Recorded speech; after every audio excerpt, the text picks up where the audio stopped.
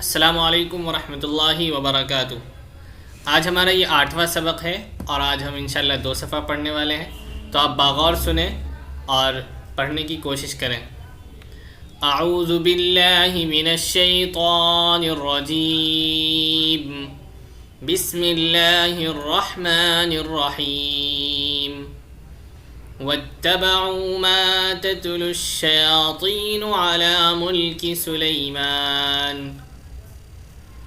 واتبعوا ما تتلو الشياطين على ملك سليمان وما كفر سليمان ولكن الشياطين كفروا يعلمون الناس السحر وما أنزل على الملكين ببابل هاروت وماروت وما يعلمان من أحد حتى يقولا إنما نحن فتنة فلا تكفر فيتعلمون منهما ما يفرقون به بين المرء وزوجه وما هم بضارين به من أحد إلا بإذن الله ويتعلمون ما يضرهم ولا ينفعهم ولقد علموا لمن اشتراه ما له في الآخرة من خلاق ولبئس ما شروا به أنفسهم لو كانوا يعلمون ولو أنهم آمنوا واتقوا لمثوبة من عند الله خير لو كانوا يعلمون يا أيها الذين آمنوا لا تقولوا راعنا وقولوا انظرنا واسمعوا وللكافرين عذاب أليم ما يود الذين كفروا من أهل الكتاب ولا المشركين أن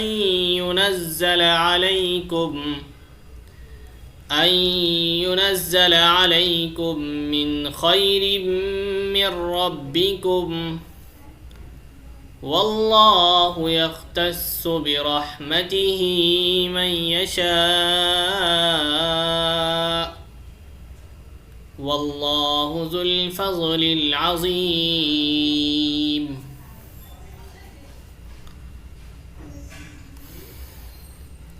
ما ننسخ من آية أو ننسها نأت بخير منها أو مثلها ألم تعلم أن الله على كل شيء قدير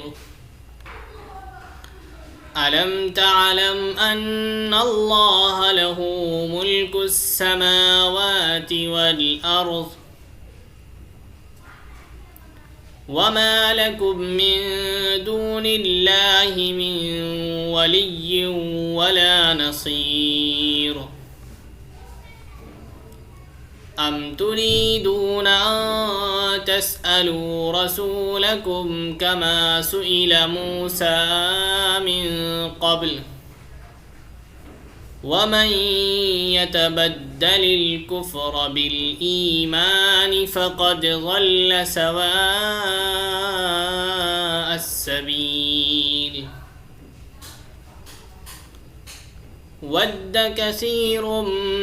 من أهل الكتاب لو يردونكم من بعد إيمانكم كفارا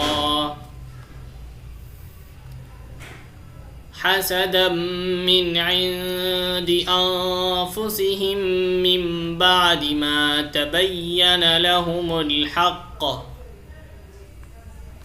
فاعفوا واصفحوا حتى يأتي الله بأمره إن الله على كل شيء قدير وأقيموا الصلاة وآتوا الزكاة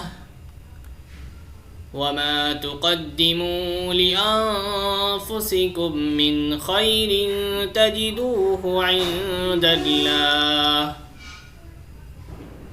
وما تقدموا لأنفسكم من خير تجدوه عند الله إن الله بما تعملون بصير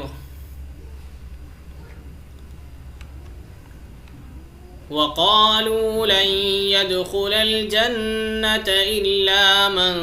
كان هودا أو نصارى تلك أمانيهم قل هاتوا برهانكم إن كنتم صادقين بلى من أسلم وجهه لله وهو محسن فله أجره عند ربه ولا خوف عليهم ولا هم يحزنون صدق الله العظيم